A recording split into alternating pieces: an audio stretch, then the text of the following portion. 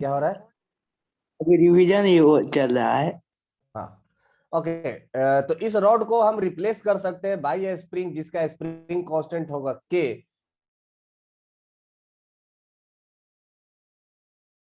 तो फिर वो शुरू हो गया आपका बजरा फर्स्ट फर्स्ट चला। सर आज छोड़ दीजिए class sir.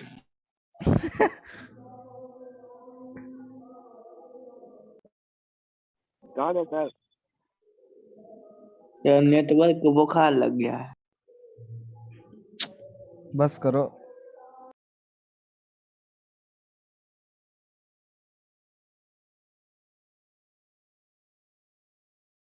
Hello sir. Sir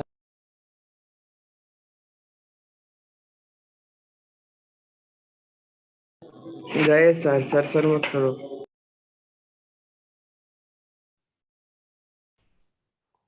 की परेशान। आज लग रहा है परेशान करेगा। Yes sir. हाँ? लाइनों चल गया है आज सर, छोड़ दो। तुम लोग का लाइट गया ना, मेरे पास लाइट है। हर बात पे छोड़ दीजिए लगा हुआ है। पर आपका स्क्रीन शेयर नहीं हो रहा। हो गया। हो गया, मेरा स्क्रीन शेयर्ड है। अब हो गया सर। दिखता नहीं है सर। हाँ, अब दिखेगा ना। दिख रहा है, दिख रहा है। हाँ, तो हाफ ऑफ के x square that will be the potential energy of the spring. अब यहाँ पर इससे बेस्ड हम लोगों ने बहुत सारा डेरिवेशन भी किया था। वो ये किया था कि वर्क डन, या फिर आप कह सकते हो कि elastic potential energy stored in spring will be equals to 1/2 external force into displacement X के टर्म्स में। अगर एक्स है तो एक्स के टर्म्स में, स्मॉल एल है तो वो डेल्टा एल है तो delta L. That is the elastic potential energy stored in the system. अच्छा, अगर इससे अगर अपने को क्वेश्चन बनाना पड़े तो हम लोग क्वेश्चन बना सकते हैं by the help of graph also ना। ठीक है, आपके पास एक फोर्स एंड इसमें इलोंगेशन, फोर्स वर्सेज स्ट्रेन का ग्राफ दे देगा। फोर्स वर्सेज स्ट्रेन का ग्राफ दे देगा, ये रहा इलोंगेशन डेल्टा एल। तो आप क्या करेंगे, उसका area under curve divided by 2, यही तो आएगा elastic potential energy stored in that rod वगैरह। दूसरा जो था इलास्टिक पोटेंशियल एनर्जी का, वो था half of Young's modulus into strain का whole square multiplied by its volume. इसको थोड़ा सा और मॉडिफाई किए थे तो ये हो जाता था half of stress into strain into volume. तो ये सारे जो फॉर्मूला था ये हम लोग कल के क्लास में डिराइव किए थे। आज के क्लास में हम लोग उससे आगे पढ़ेंगे with a new question with this one. So try to solve this question. Question में पूछा गया है कि which of the following cases will have the greatest strain energy. किसमें स्ट्रेन एनर्जी ज्यादा होगा? सी, इलास्टिक पोटेंशियल एनर्जी को ही हम लोग कहते हैं strain energy. Elastic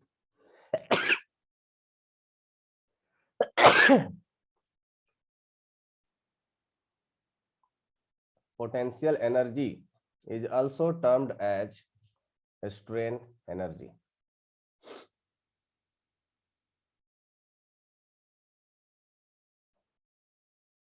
okay, Aryan का आंसर आ गया है।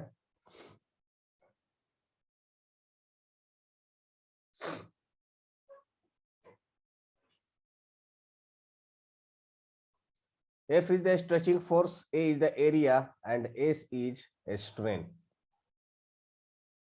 हमें बताना है कि किसमें सबसे ज्यादा will have the greatest strain energy.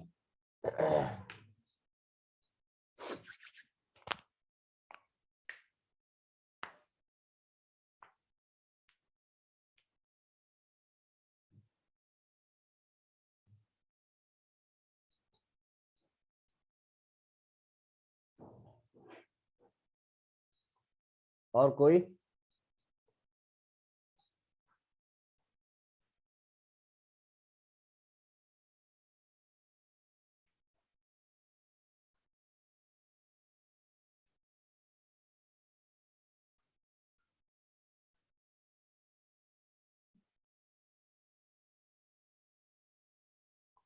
विनय का भी आंसर आया है, बट वो आर्यन से मैच नहीं करता।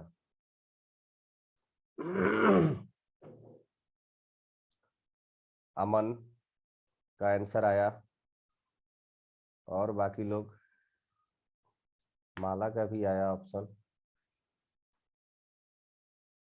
ठीक है, विनय का आंसर थोड़ा हट गया। विनय, कैन यू एक्सप्लेन व्हाई? मतलब आपका आंसर क्यों क्यों सही माने?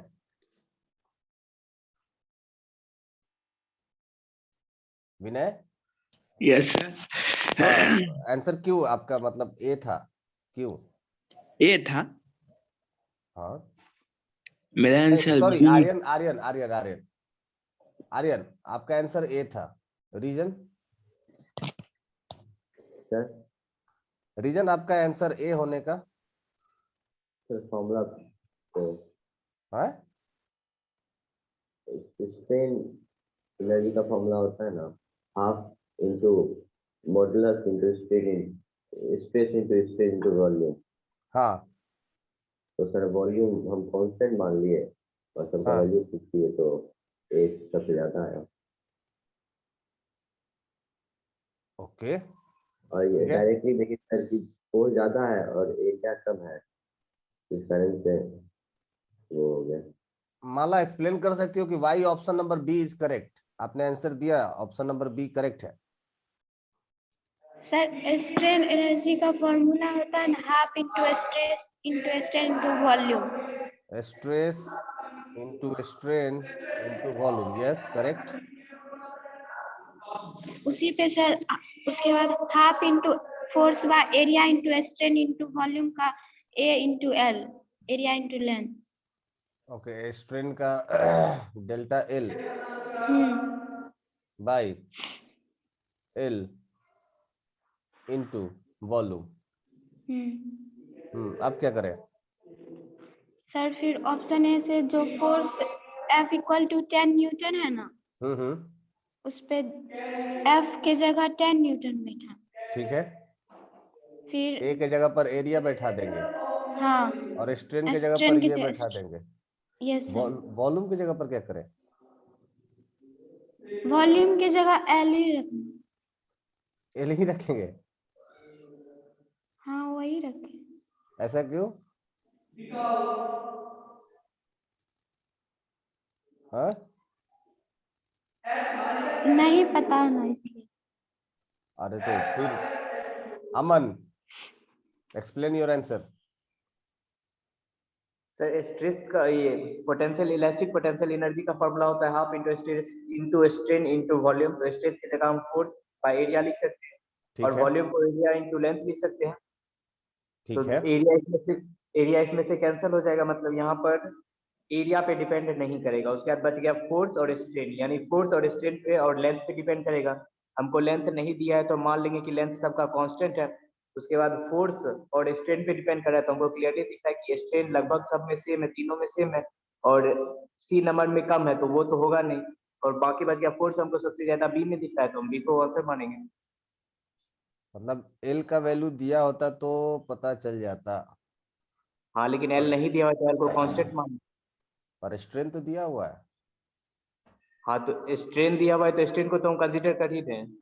एल एल काट ही देते हैं ना। स्ट्रेन को तो कंसीडर कर रहे हैं, स्ट्रेन सब में सेम ही है, बस सी में कम दिया है, तो सी तो कभी होगा ही नहीं, कहीं और कम कर दिया है, तो बच गया बी। ठीक है, सो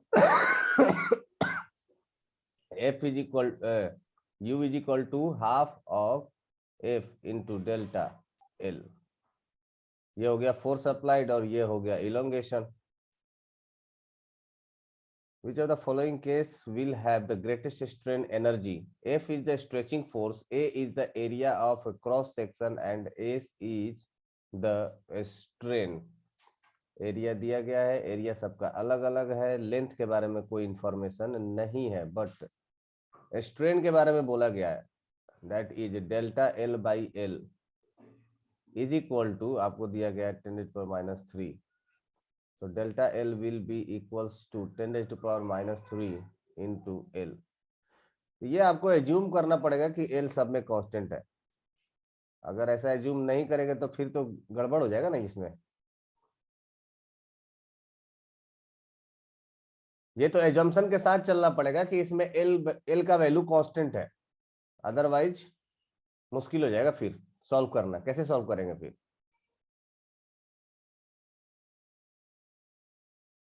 है ना? तो चलो, अगर ये मानेंगे तो फिर ऑप्शन नंबर बी करेक्ट होगा, अदरवाइज ये क्वेश्चन फिर से प्रॉब्लम क्रिएट कर देगा।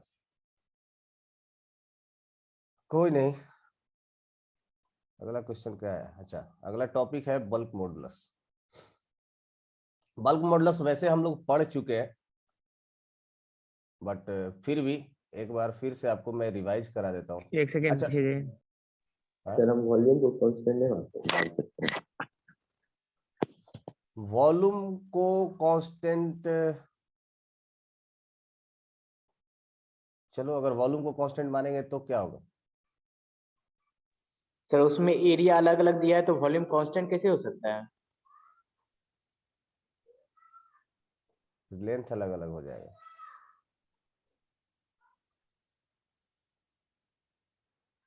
The following case will have the greatest strain energy: force, area and strain. Force, area और स्ट्रेन से कुछ रिलेटेड नहीं आएगा क्या?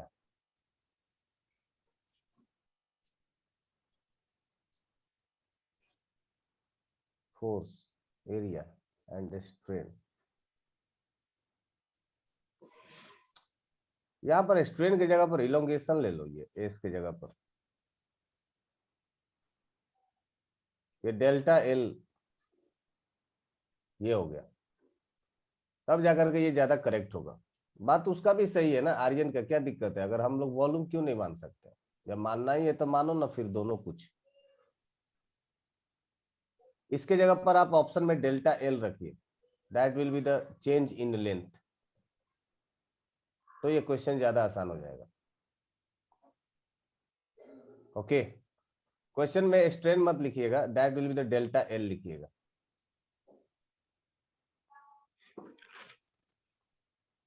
वॉल्यूम भी कांस्टेंट मान सकते हैं, तो जब वॉल्यूम कांस्टेंट मानेंगे तो हमारे पास एरिया दिया हुआ है, ही फोर्स दिया हुआ है, स्ट्रेन दिया हुआ है।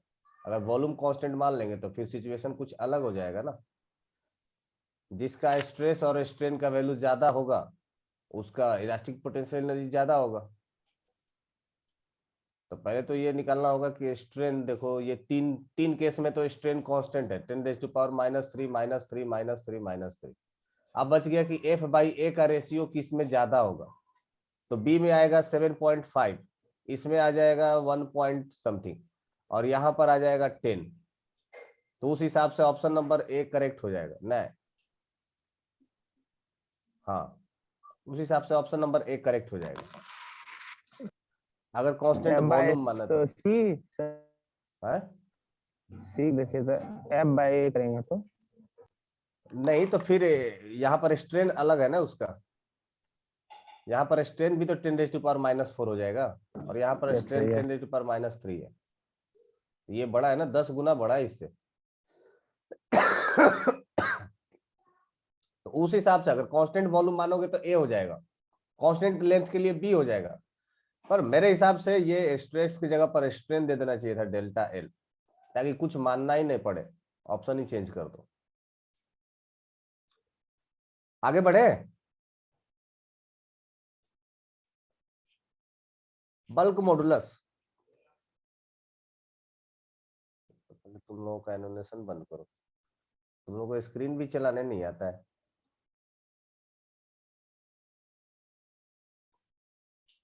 ओके, बल्क मॉडुलस देखो, मैंने बताया था कि bulk modulus is nothing but it is the ratio of the normal stress to the volumetric strain, normal stress to the volumetric strain.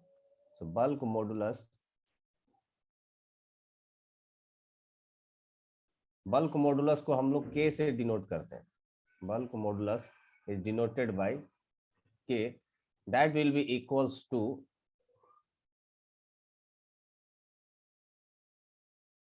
normal stress from all direction divided by volumetric strain. Volumetric strain. मैंने बोला था कि ये आप लोगों को ज्यादातर fluid में इस्तेमाल करने को मिलेगा, ठीक है। अब वॉल्यूमेट्रिक स्ट्रेन में क्या होता था, that was the change in volume. तो अगर आपके पास पहले से कोई एक ऑब्जेक्ट है जिसका वॉल्यूम है v, है ना, और इस पर चारों तरफ से प्रेशर पड़ गया, चारों तरफ से एक फोर्स पड़ता है जिसको आप नॉर्मल प्रेशर भी, नॉर्मल स्ट्रेस भी कह सकते हो, ठीक है। बिकॉज ये सारे जिस पॉइंट पर पड़ रहा है उस पॉइंट पर ये नॉर्मल फोर्स पड़ता है ना। आप अगर इस पॉइंट पर फोर्स का डायरेक्शन निकालेंगे, that will be the perpendicular to this tangent, तो ये नॉर्मल ही होगा, ये भी नॉर्मल होगा, ये भी नॉर्मल फोर्स होगा। तो सारे के सारे ये एक तरह से अपने आप में क्या है, ये नॉर्मल प्रेशर है, नॉर्मल स्ट्रेस है।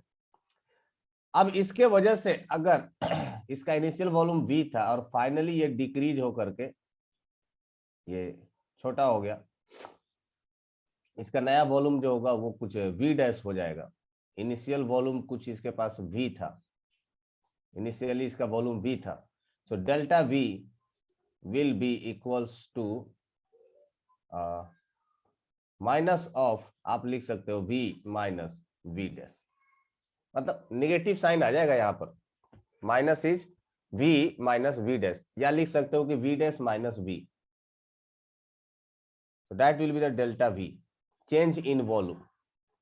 अब वॉल्यूमेट्रिक स्ट्रेन क्या कहता है, वॉल्यूमेट्रिक स्ट्रेन करता है delta v by v is called as volumetric strain.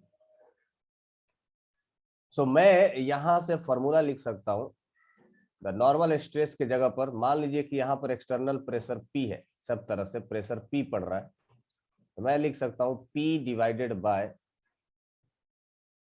Minus of delta V divided by V। Actually volume घट रहा है इसलिए निगेटिव साइन दे दिया, this will be PV divided by minus of delta V। अब अगर आप फ्लूइड में gas की बात करेंगे, आइडियल गैस की, तो PV का वैल्यू पता है ना,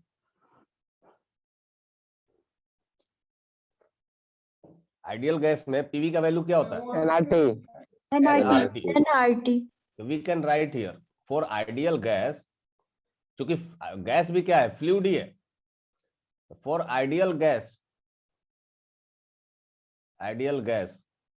आप क्या लिख सकते हो, PV के जगह पर आप लिख सकते हो PV डिवाइडेड बाय, अच्छा ये जो वैल्यू था ये किसका था, K का था, so PV divided by minus of PV divided by delta V will be equals to nRT divided by delta V, negative sign के साथ, that will be equals to K, ठीक है। Condition number 1। अगर thermodynamics आपने पढ़ना start कर दिया क्या, नो सर, आज शुरू होगा, आज शुरू होगा, आज शुरू होगा। एक उसमें ज्यादा डिटेल में नहीं जाएंगे, एक सिंपल सा उसमें एक कंसेप्ट आता है वो मैं डिस्कस कर ही देता हूं। एक प्रोसेस होता है थर्मोडायनेमिक्स में जिसको कहते हैं आइसोथर्मल। आइसो मतलब इक्वल, थर्मल मतलब रिलेटेड टू टेम्परेचर। तो आइसोथर्मल प्रोसेस मतलब जहां पर टेम्परेचर कांस्टेंट होगा, है ना। जैसे मान लीजिए कि जो आपका एटमॉस्फेयर है, एटमॉस्फेयर का टेम्परेचर अभी 25 डिग्री सेल्सियस है और आप एक बलून फुला रहे हो, तो इस बलून का टेम्परेचर और जो एटमॉस्फेयर का टेम्परेचर है दोनों क्या होगा, कांस्टेंट, सेम रहेगा। आपके उस बलून को फूकने के वजह से एटमॉस्फेयर का टेम्परेचर नहीं बदल जाएगा, ना कि उस बलून का टेम्परेचर काफी चेंज हो जाएगा, it will almost constant.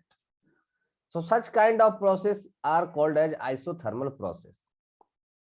So अगर मैं इक्वेशन लिखूं आइडियल गैस का PV is equal to nRT, जहां पर n is the number of mole, r is the gas constant and T is temperature. For isothermal process temperature will be constant. अगर मैं दोनों side में differentiate कर दूं तो मुझे क्या मिलेगा, P इंटू dV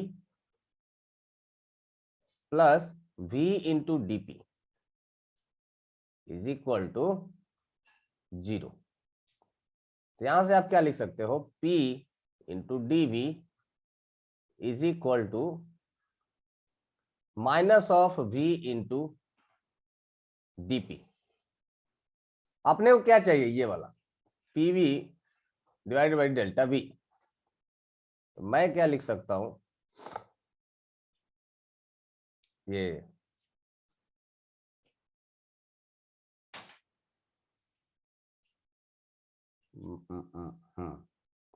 जो P is equal to dP, that is the small change in pressure divided by dV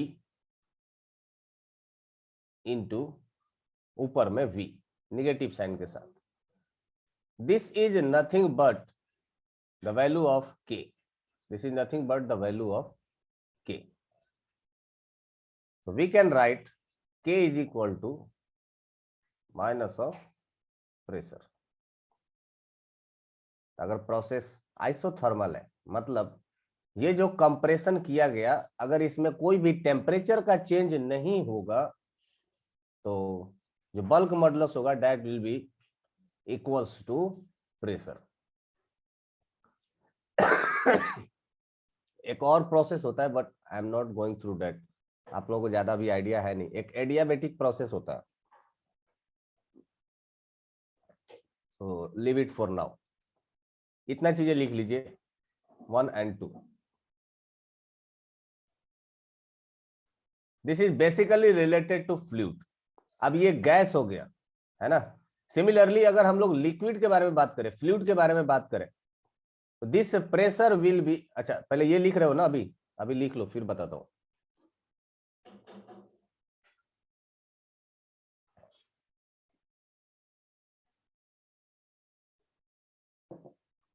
हो गया भाई?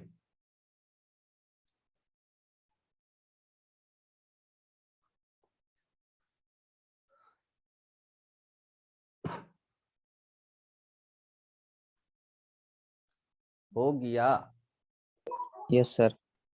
Yes sir. ओके, सो वो तो गैस की मामला था। अगर हम लोग बात करें लिक्विड का, फॉर लिक्विड, लिक्विड के अंदर जैसे मान लो कि वाटर है, ये आप लोग क्लास 9th में पढ़े होंगे कि से जब भी आप फ्लूइड को कंसीडर करते हैं, अगर आपके पास एक फ्लूइड है, मान लीजिए कि ये पानी है, और इस पानी के अंदर हम लोग कुछ दिन में, थोड़ी देर में फ्लूइड भी पढ़ने वाले हैं। सो अगर इस पानी का हाइट, इस पानी के टॉप सरफेस से जैसे जैसे आप पानी के अंदर डेप्थ में जाते हो, तो किसी भी डेप्थ एच पर, मान लीजिए कि यहां से एच डेप्थ नीचे, ये जो कोई भी जो लाइन होगा ना, ये लाइन, इस लाइन पर हर एक पॉइंट पर जो प्रेशर होगा वो सेम होगा। हर एक पॉइंट पर प्रेशर क्या होगा, सेम होगा। And that pressure, this pressure will be equals to rho into G into H. कैसे आता है, क्या आता है, ये सब अपन लोग बाद में देख लेंगे, या आप लोग 9th में जानते भी होंगे।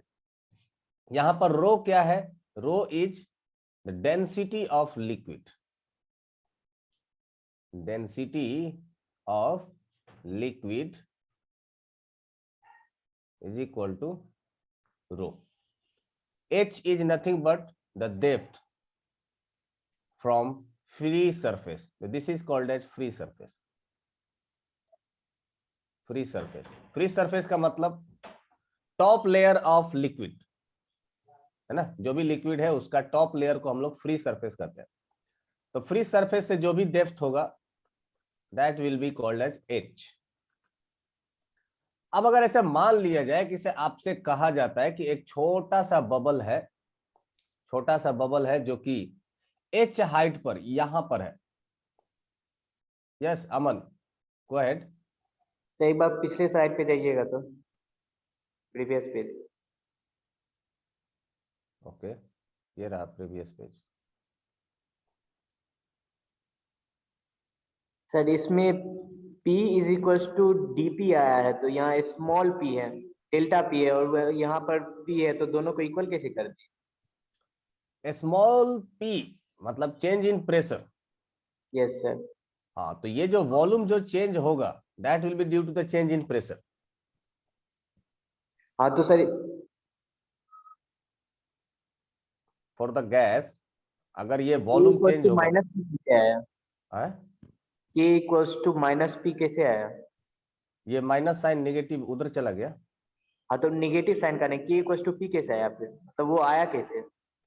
हमने इसी को इक्वेट किया इसके साथ, ये जो वैल्यू है ना PV divided by delta V, इसी को हमने इक्वेट किया है। अगर देखिए वॉल्यूम चेंज होगा तो प्रेशर साथ में चेंज हो ही जाता है ना। अगर ये गैस का मामला है तो गैस के केस में क्या हो जाता है कि जैसे ही आप वॉल्यूम को कॉन्ट्रैक्ट करते हो, अगर टेम्परेचर कांस्टेंट है, टेम्परेचर कांस्टेंट है तो P will be inversely proportional to what, 1 divided by V, proportional to 1 by V। अगर वॉल्यूम कम होता है तो प्रेशर में आपका चेंजेस आएगा ही आएगा, है ना। इसलिए हम लोग यहाँ पर चेंज इन प्रेशर लिखते हैं, जैसे ही आपका वॉल्यूम में चेंज आएगा वैसे ही आपका प्रेशर में चेंज आता है, ठीक है। तो that small change in pressure DP, उस प्रेशर को ही हम लोग कंसीडर कर लेते हैं। नहीं समझे?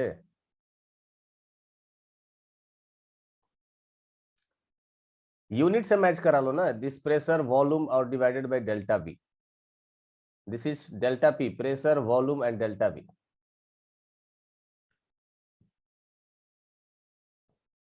ठीक है। लिक्विड के केस में हम लोग इतना सिग्निफिकेंट नहीं मानते, क्योंकि लिक्विड के केस में ये प्रेशर के वजह से जो कंट्रैक्शन आता है, तो जो ये जो प्रेशर है that is due to the external pressure applied due to the liquid, ρGH के बराबर। लेकिन गैस के केस में ये जो कंप्रेशन होता है ये external pressure and internal pressure दोनों पर डिपेंड करता है। तो लिक्विड के केस में ये ज्यादा सिग्निफिकेंट नहीं है, पर गैस के केस में ये DP, इसको चेंज इन प्रेशर के टर्म्स में हम लोग लेते हैं, डेल्टा P। ठीक है। एक्चुअली ये भी जो वैल्यू है ना, आप ये जो लिखते हो P divided by delta V into V, actual में इसको भी आप ऐसे ही लिखा जाता है शॉर्ट। अगर आप डिफरेंशियल फॉर्मेट में लिखेंगे तो delta P divided by delta V divided by V, इसी फॉर्मेट में लिखते हो। This is the differential format, delta P divided by strain, volumetric strain. This both are same, ये और ये टर्म दोनों सेम है। आई होप ये क्लियर होगा आपको। ओके, आगे बढ़े भाई। Yes sir. Yes sir. कहाँ गया प्रीवियस, नेक्स्ट जा, जो बता रहे थे वो कहाँ गया? हाँ ये था, ये तो गलत था। हाँ ये वाला। यहां पर जो प्रेशर हम लोग जो लेंगे, that pressure is nothing but, हाँ मैं बात कर रहा था कि अगर हम लोग यहाँ पर एक बार एक छोटा सा बबल कंसीडर कर लेते हैं, बबल कंसीडर कर लेते हैं और मान लेते हैं कि इस बबल के अंदर, इस बबल के अंदर जो वॉल्यूमेट्रिक चेंज होगा या वॉल्यूमेट्रिक स्ट्रेन होगा, that will be the delta V divided by V है, that is the volumetric strain. तो हम लोग बोल सकते हैं कि इसका जो बल्क मॉडुलस होगा, that bulk modulus of the bubble will be equals to, K will be equals to, pressure कितना आ जाएगा, that will be rho g into h divided by delta v divided by v. This will be the bulk modulus of bubble. कई बार ये bubble के form में ना दे करके आपका लिक्विड में भी कंप्रेशन हो जाता है ना। जैसे जैसे आप ओशन में नीचे जाएंगे लिक्विड का डेंसिटी चेंज होते जाता है ड्यू टू द प्रेशर, क्योंकि लिक्विड के अंदर आ जाता है कंप्रेशन। तो उस लिक्विड में जो स्ट्रेन प्रोड्यूस होगा due to the compression that will be delta V by V, और उस पॉइंट पर जो प्रेशर होगा that will be rho G into H. तो इन टर्म्स ऑफ लिक्विड के लिए आप प्रेशर के जगह पर रो जी एच ये इस्तेमाल करेंगे, डेल्टा वी बाई वी। तो बल्क मॉडुलस का जो फॉर्मूला था दैट के विल बी इक्वल्स टू, आप लिख सकते हो P V divided by delta V by V, या आप लिख सकते हो delta P divided by delta V by भी, both are true.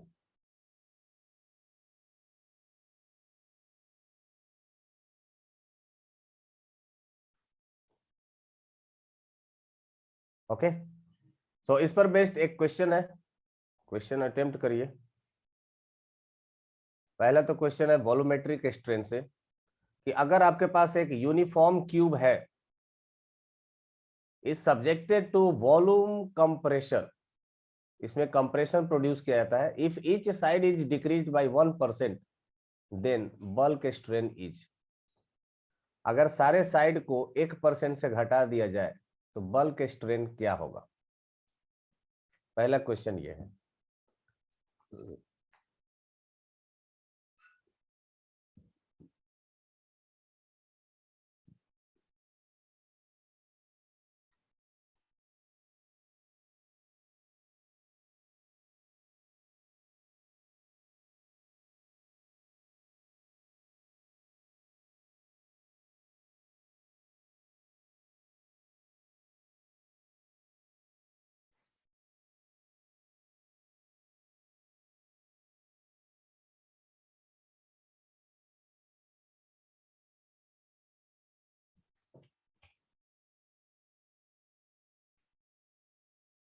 किसी का तो आंसर आया है,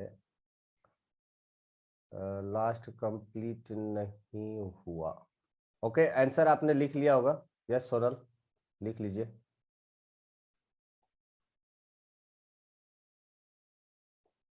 क्वेश्चन समझ ही गए होंगे। आपके पास एक क्यूब है, अगर क्यूब का लेंथ है, मान लीजिए कि साइड का लेंथ है L, और सब का सारे लेंथ को अगर 1% से डिक्रीज कर देंगे तो आपके पास वॉल्यूमेट्रिक स्ट्रेन क्या आएगा? What will be the volumetric strain? Pallavi, शायद ये आपने पढ़ा होगा ना, इस तरह का क्वेश्चन तो आप लोगों ने किया होगा, एरर अगर आपने पढ़ा होगा तो। Pallavi, are you there? Yes sir. इस तरह का क्वेश्चन आपने सॉल्व किया है क्या? यस सर, एरर में था कुछ इस टाइप। हाँ, तो बताइए इसका आंसर कितना आएगा?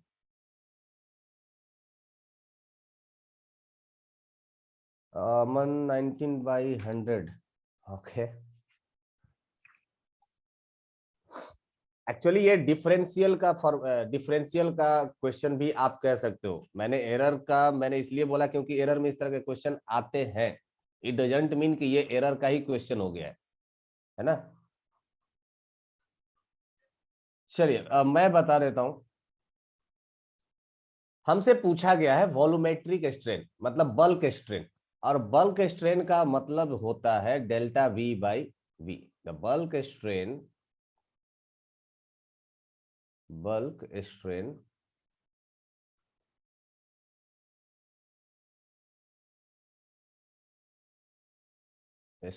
इज इक्वल टू, हाँ तो कितना आएगा Aman? Delta V by V. अपने को ये फाइंड आउट करना है। Delta V is nothing but your change in volume, आप इसको ऐसे भी लिख सकते हो dV by V if delta is very small. अपने को ये फाइंड आउट करना है ना, तब अपने को बल्क स्ट्रेन आ जाएगा। Now since volume is equal to होता है L क्यूब, मतलब साइड लेंथ का cube.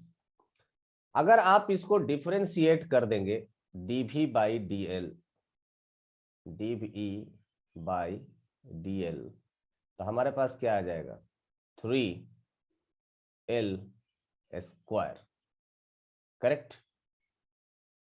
Now dV is equal to आप लिख सकते हो 3L square into dl, 3L square into dl। हालांकि मैं ये डायरेक्ट कर सकता था, आपको याद होगा तो ये फॉर्मूला डायरेक्ट भी है, आप इसको डिफरेंशिएट करिए और इसको भी डिफरेंशिएट करके वहां पर dl से मल्टीप्लाई कर सकते थे, है ना।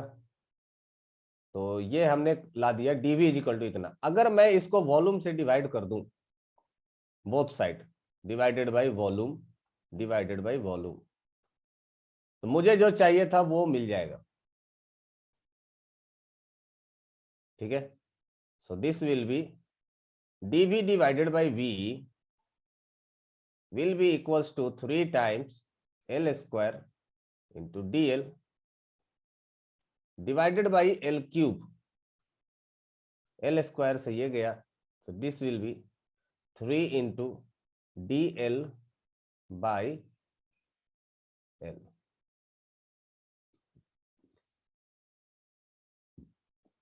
अब अगर अपने को कहीं से भी dl by L का वैल्यू पता चल जाए तो मुझे ये पता चल जाएगा, है ना।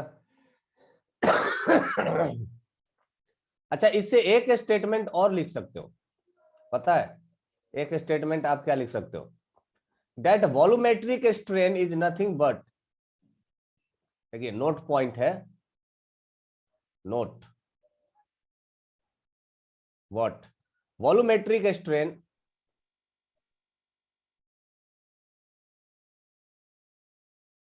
volumetric strain of cube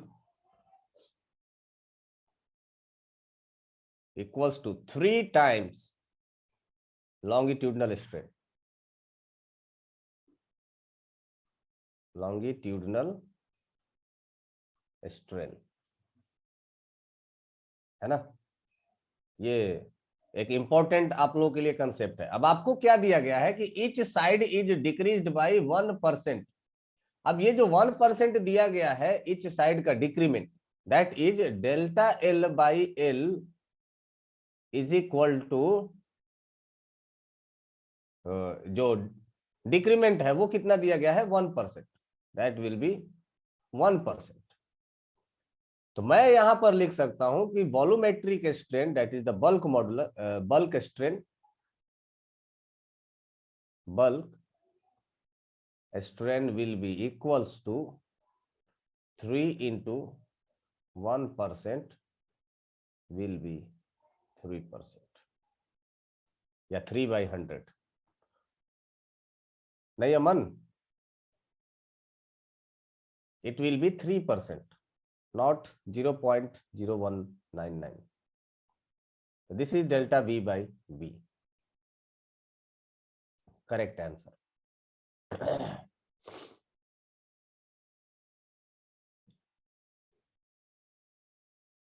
ये आपका गिवन है। आई होप ये क्लियर होगा। किसी को डाउट है क्या इसमें, कैसे आया, क्या आया, क्यों आया, है ना। एरर में ये आपने डायरेक्ट पढ़ा होगा, आप लोगों को डायरेक्ट एक फॉर्मूला बता दिया जाता है कि delta V by V is equal to 3 into delta L by L। तो ये फॉर्मूला आता है, ऐसे आता है।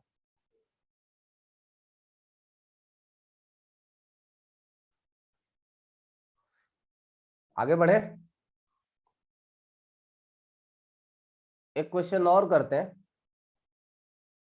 एक बार और रिपीट करिए ना फोर्थ पॉइंट से। फोर्थ पॉइंट मतलब 1 2 3 4।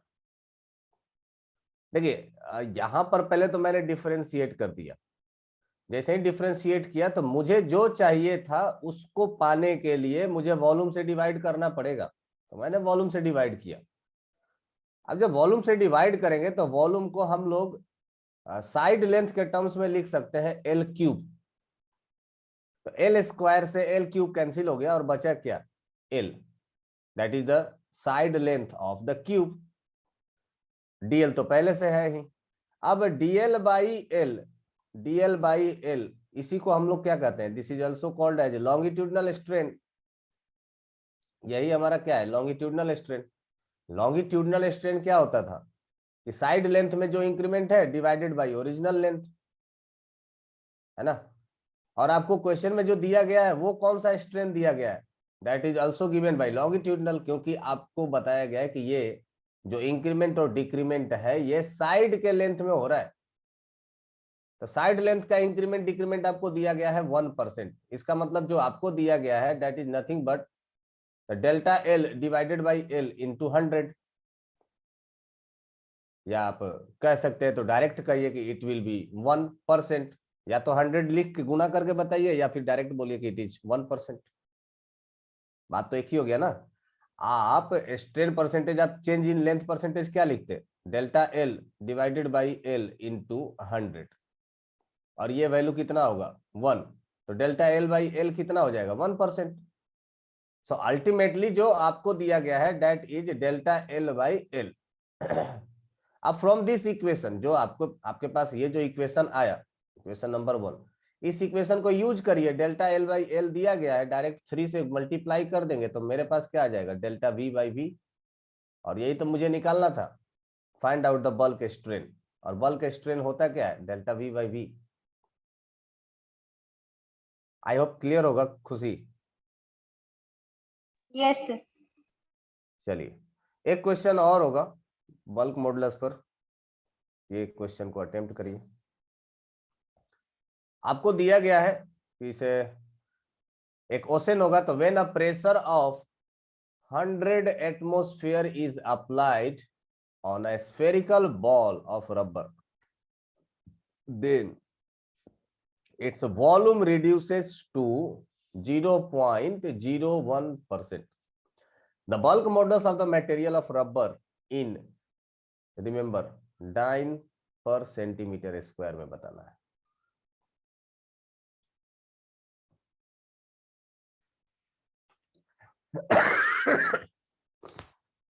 सारा गेम यूनिट का है।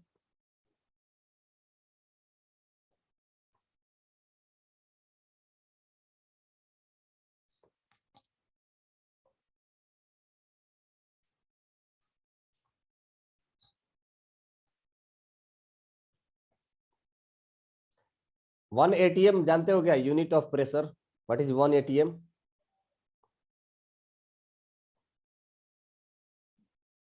सर हाँ कितना होता है 1 एटीएम का मतलब क्या है? 760 mmHg, है 760 mmHg। हाँ, लेकिन यहाँ पर तो एचजी का कोई जरूरत नहीं है ना। बार में बताए।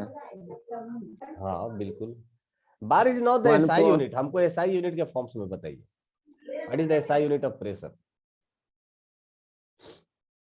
प्रेशर का एसआई यूनिट पास्कल, तो हमको पास्कल के फॉर्म में बताइए।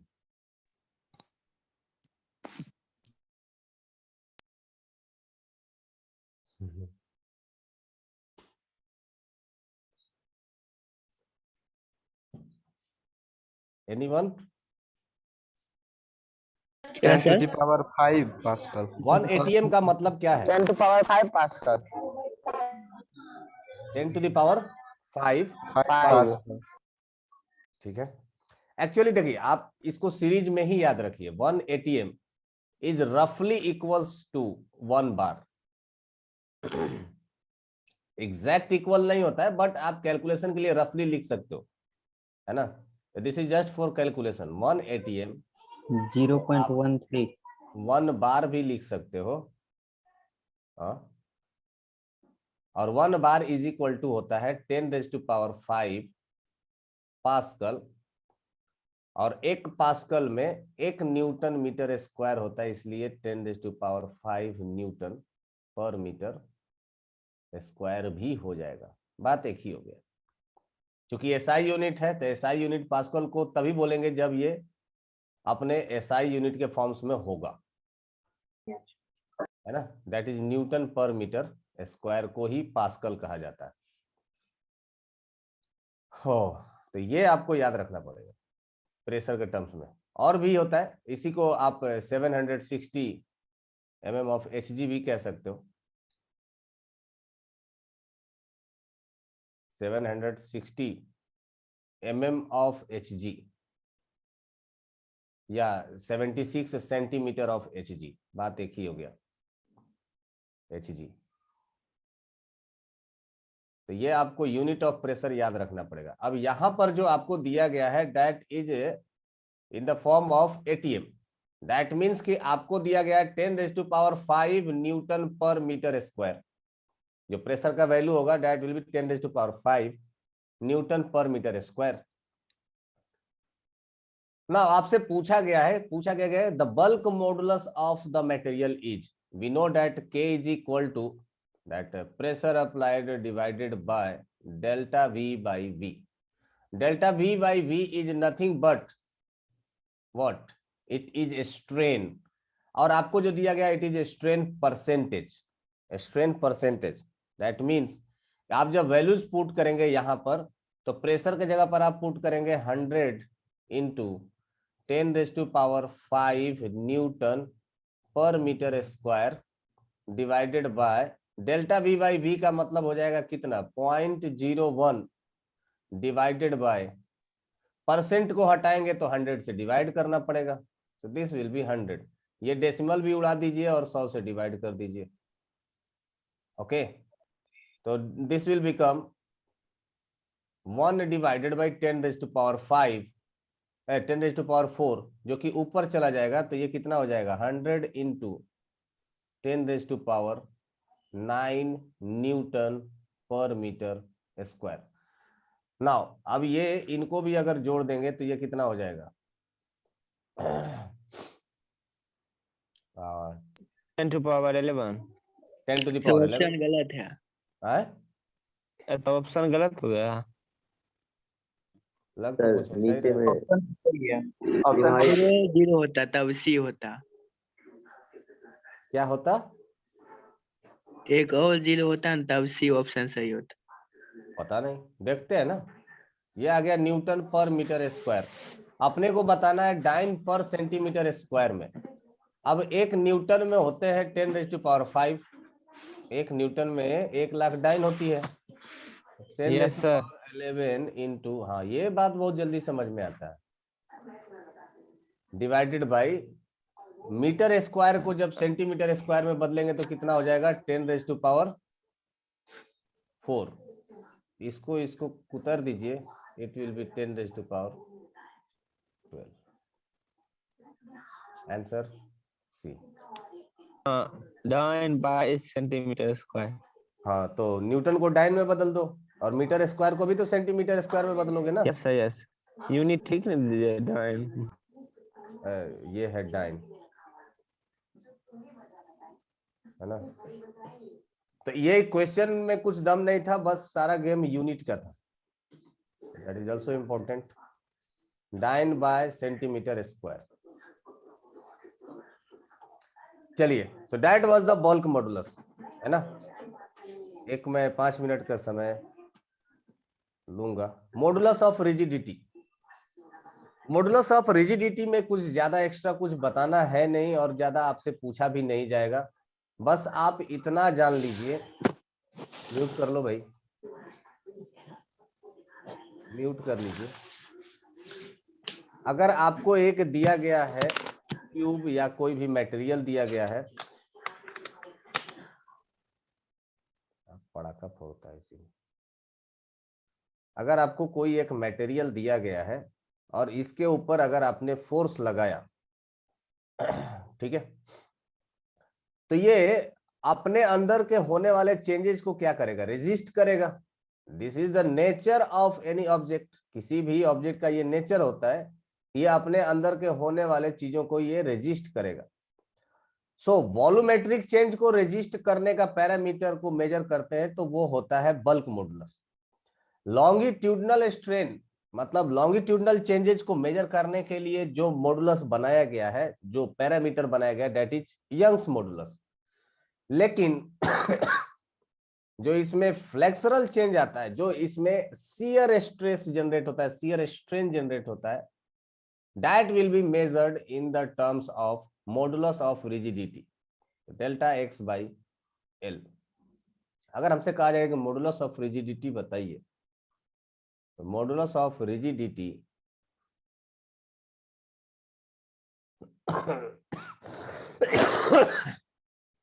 मॉडुलस ऑफ रिजिडिटी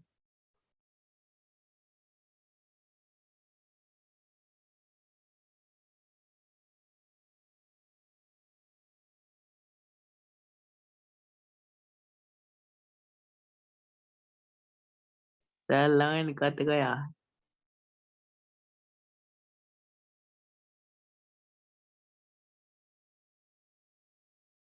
सर का नेटवर्क कट गया।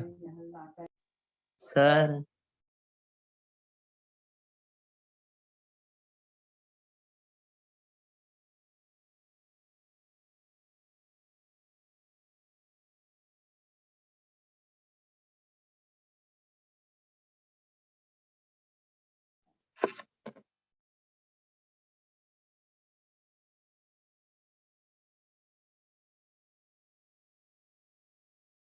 क्लास का टाइम हो गया है, सर निकल चलो गए। छुट्टी हुआ, सर गए, ओह, गेम ओवर। रिकॉर्डिंग स्टार्ट होने जा सफली रिकॉर्डिंग।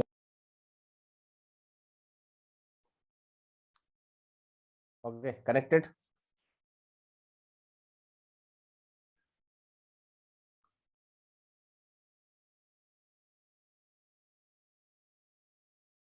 हाँ सॉरी। तो अगर इस सरफेस पर फोर्स लग रहा होगा F, इस सरफेस पर F लग रहा होगा सर फोर्स, स्क्रीन तो नहीं मैं आ रहा है। जस्ट स्क्रीन नहीं आ रहा। रुको जरा। रॉबिन आया क्या आज? G is equal to F divided by A, ये हो गया शियर स्ट्रेस, डिवाइडेड बाय जो शियर स्ट्रेन होगा that phi will be equals to delta X, sorry delta X divided by L.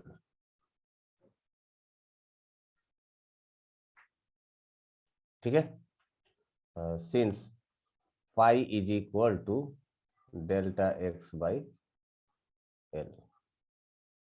जब आप इसको सॉल्व करेंगे तो this will become F into L divided by A into delta X. अब ये कुछ यंग्स मॉडुलस के तरह ही है, बस दोनों में डिफरेंस यही है कि वहां पर जो डेल्टा एक्स था that was the longitudinal change, यहां पर जो डेल्टा एक्स है, this delta x is nothing but the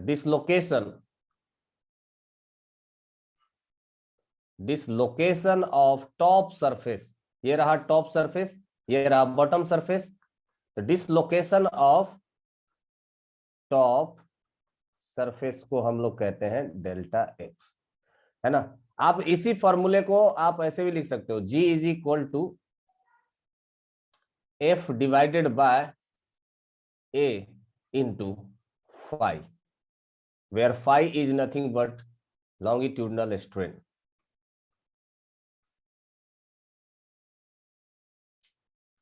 ठीक है, तो ये रहा आपका end of the topic. Next lecture में हम लोग थर्मल प्रॉपर्टीज ऑफ मैटर पढ़ेंगे, है ना। और ये जो ये फॉर्मूला है, सिर्फ फॉर्मूला एक याद सेकेंड रखना। रुकिए ना। अच्छा सर नोट कर रहे थे।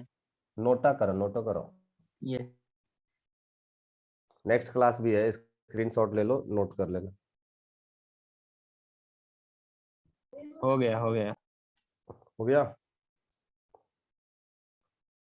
और ये नीट पॉइंट ऑफ व्यू से इंपॉर्टेंट है कि आप ये फॉर्मूला याद रखें।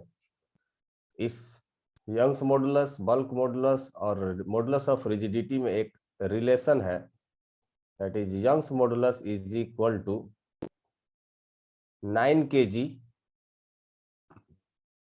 Divided by 3 kg, 3k plus g। ऐसे आप याद रख सकते हो।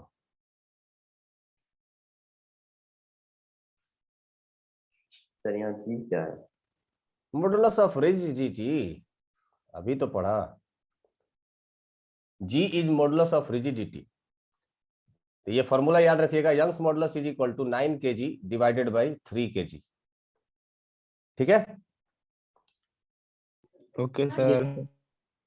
सो that is the end of the topic. अब आप सारे क्वेश्चन को अटेम्प्ट कर सकते हो। थर्मल प्रॉपर्टी बच गया है। थर्मल प्रॉपर्टी हम लोग नेक्स्ट लेक्चर में स्टार्ट कर देंगे। इलास्टिसिटी खत्म नहीं हुआ है, अभी थर्मल प्रॉपर्टी से भी आएगा। तो कह सकते हो कि मैकेनिकल प्रॉपर्टी खत्म हो गया है ना। मैकेनिकल प्रॉपर्टी खत्म हो गया, इलास्टिसिटी अभी खत्म नहीं हुआ। So bye bye everyone. See you in the next class. Bye sir, bye sir. Bye bye. Bye sir. Mm-hmm. Bye sir.